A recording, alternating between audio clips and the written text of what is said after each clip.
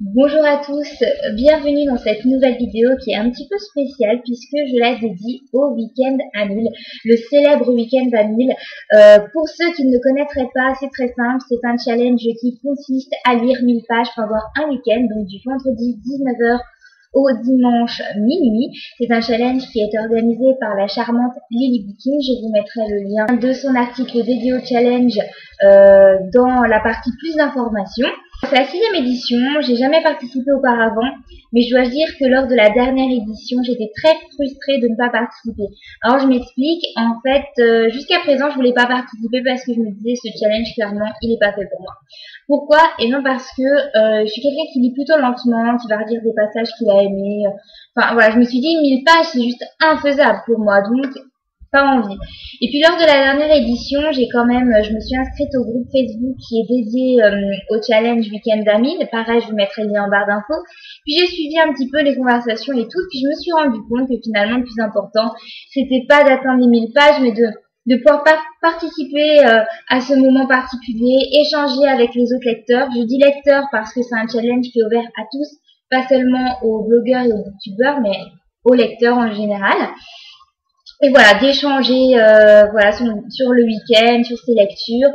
Ça permet de vider aussi un petit peu sa palle, en tout cas de lire un petit peu plus que d'habitude. Et je n'ai rien prévu ce week-end, je me suis dit allez, c'est l'occasion, on y va. Je suis ultra motivée.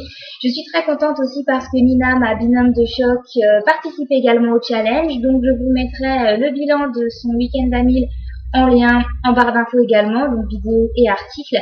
Je pense qu'elle fera les deux. Cette vidéo, vous l'aurez compris, est une vidéo un petit peu pas à pas puisque je vous invite à vivre ce week-end à 1000 avec moi et donc je vous filmerai des petites séquences au fur et à mesure de mes avancées de lecture. Donc nous sommes vendredi les 19h et je vais commencer ce challenge avec, là pour le coup c'était plutôt simple de choisir, avec les dames à la licorne de Barjavel et OLNK de Vert. Alors pourquoi? Tout simplement parce que c'est ma lecture en cours, donc ça paraît assez logique de commencer par ça. Donc j'en suis à peu près à la moitié et il me reste 190 pages. Donc j'espère, ça va être le mini challenge dans le challenge, j'espère que je finirai ce livre ce soir pour pouvoir commencer complètement autre chose demain. Et j'ai déjà ma petite idée de ce que je vais lire demain, mais je vous le dirai un petit peu plus tard. J'ai terminé hier soir les Dames à la licorne de René Barjavel et Olenka de Vert aux alentours de minuit, ce qui me permet de comptabiliser 190 pages lues pour le moment. Je suis plutôt ravie de cette lecture. Je la conseille à toutes les personnes qui ont un atome crochu avec l'Irlande. Il y a beaucoup de descriptions des terres irlandaises et voilà, c'est dit avec beaucoup d'amour. Sur la fiche livre addict, il est marqué que ce roman est une romance, mais pour moi c'est bien plus que ça. Finalement, c'est une histoire de famille, puisque nous sommes sur une île irlandaise un petit peu perdue, une île magnifique où vivent un père, une mère et leurs 5 filles, et nous suivons un petit peu leur tribulation de vie et le cheminement vers le bonheur. Je ne vous en dis pas plus parce que de toute façon, je vous parlerai de ce roman pendant mon bilan lecture du mois, comme d'habitude, et voilà, et ça va s'appliquer pour tous les romans que je vais vous présenter dans cette vidéo. Comme vous pouvez le voir indiqué là-haut, nous sommes samedi, il est 8h. J'avais pas du tout prévu de me lever spécialement tôt, j'avais pas mis de réveil, mais je pense que c'est l'excitation de ce challenge qui m'a réveillée. Ça faisait une demi-heure que je me retournais dans mon lit, je me suis dit c'est bon stop, je me lève. Par contre du coup je sais pas si je vais faire long feu ce soir. Bref. On verra bien. Puis donc du coup ça explique ma tête puisque j'ai pas fait spécialement d'efforts, c'est comme ça que je suis le matin, voilà, tout simplement. Alors pour la suite, qu'est-ce que je vais lire sans surprise? C'est un livre que je vous ai présenté sur Facebook parce que j'ai reçu dans ma boîte aux lettres très récemment. Il s'agit bien sûr de L'élu, le 3e et dernier tome de la saga La Sélection, écrite par Kirakas et publiée aux éditions Robert Laffont dans leur collection R. J'ai plus que hâte de me plonger là-dedans et puis ça ne saurait tarder. Voilà, je vais adorer les 2 premiers tomes. Alors, je le dis assez souvent, l'écriture est finalement assez quelconque, l'histoire n'est pas non plus... l'auteur n'a pas inventé un truc, quoi, mais je sais pas pourquoi, je suis complètement accro, voilà, comme quoi des fois ça ne s'explique pas. J'adore suivre les tribulations d'America, je suis complètement folle de Maxon, et j'ai vraiment envie de savoir le fin mot de l'histoire. J'espère que je vais pas être déçue parce qu'en fait je suis tellement persuadée que je vais adorer qu'il faut que j'adore quoi, il n'y a pas trop le choix. Mais avant de commencer, je vais quand même d'abord me prendre un petit déj. Nous sommes dimanche, il est 9h30 et je viens vous faire le bilan de mes lectures d'hier. Alors, comme je vous l'avais présenté, hier j'ai lu le troisième et dernier tome de la saga La Sélection signée par Kirakas. Je suis super heureuse de connaître enfin le fin mot de l'histoire. J'avoue que j'ai eu un petit peu de mal à entrer dans l'histoire au démarrage parce que finalement, mes souvenirs concernant le tome 1 et le tome 2 étaient assez flous. Et j'ai mis un peu de temps à resituer le contexte de l'histoire, à resituer tous les personnages, etc. Mais passé ce cap, passé quelques chapitres, j'étais à fond. Clairement. J'ai apprécié ce troisième tome parce que j'ai trouvé qu'il y avait un petit peu plus d'action que dans les précédents.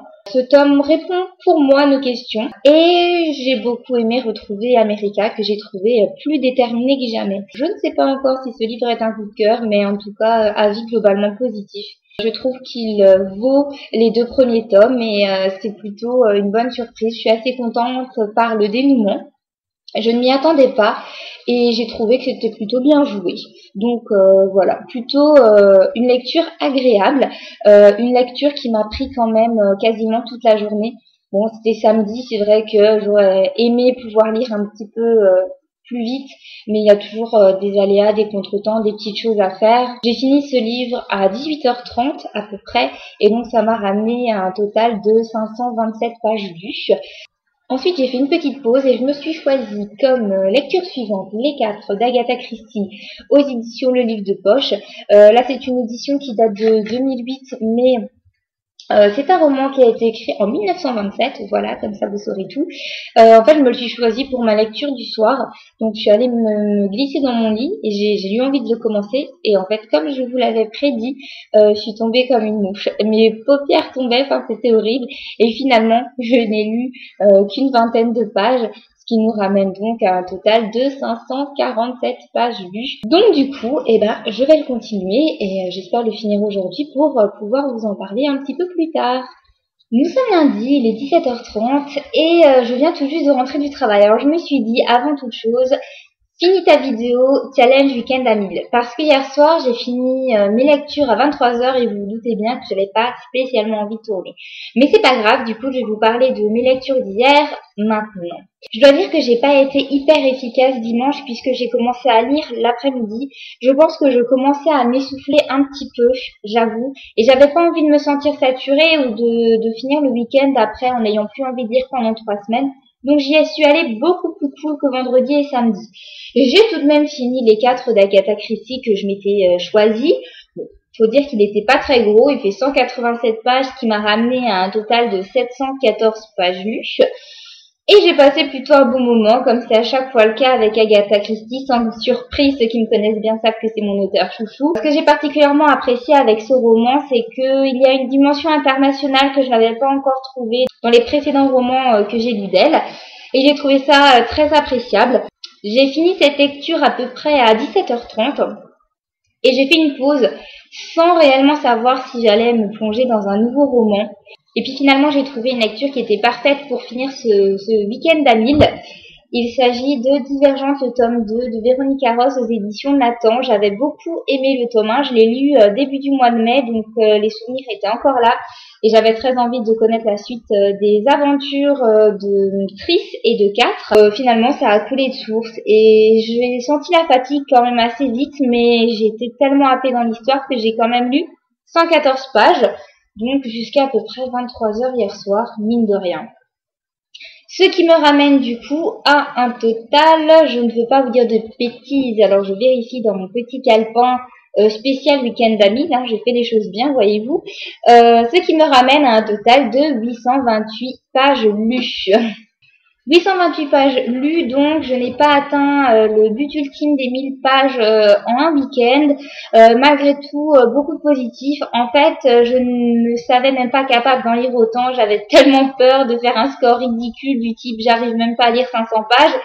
Quoique rien n'est ridicule, on est bien d'accord, mais sachant que je suis une lectrice vraiment pas rapide, j'avais un peu peur de me décevoir moi-même. Voilà, et 828 pages, j'avoue que, voilà, sans honte, je vais vous dire, je suis assez fière de moi. Je suis super ravie aussi d'avoir pu échanger sur le groupe Facebook qui était dédié au challenge. C'est vraiment très agréable, c'est une aventure humaine avant tout. Et je tenais à remercier tout d'abord Lily Bookin d'avoir eu cette merveilleuse idée de continuer à pérenniser ce challenge trimestre après trimestre. C'est clair, j'en suis dans un trimestre, je reparticiperai sans souci parce que j'ai trouvé ça vraiment génial. J'ai adoré pouvoir échanger avec Nina, ma binôme de choc, qui a participé également et mon petit doigt m'a soufflé qu'elle a quasiment fait le même score que moi, donc je trouve ça plutôt marrant. Je tenais également à remercier toutes les personnes qui m'ont encouragée, aussi bien sur le blog où j'avais fait un article suivi pas à pas, je vous mettrai le lien en barre d'infos pour ceux que ça intéresse. Et également un grand merci à tous ceux qui sont venus m'encourager sur la page Facebook Helloobooks. Vraiment merci parce que ça change tout, ça donne envie d'y aller encore plus vite, enfin d'avancer dans ces lectures et c'était franchement super. Que dire de plus à part que je vous souhaite de très belles lectures et je vous dis à très bientôt. Bisous!